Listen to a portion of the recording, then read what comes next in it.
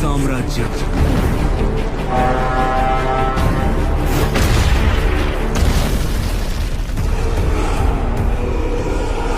రావణ రాజ్యం. సృష్టికి ఎప్పుడు ఏ ఆపద వచ్చినా విష్ణు భగవానుడు అవతారం ఎత్తి లోకాన్ని రక్షించాడు. నా జ్యేష్ఠపుత్రుడు రాముడు.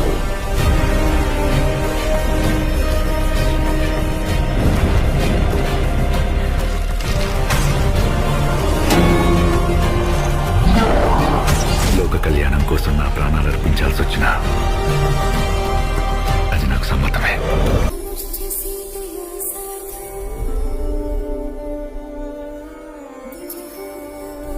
మన వివాహ సమయంలో మీరు నాకిచ్చిన మాట మర్చిపోయారా? ఇక మన భవితవ్యం ఒకటే.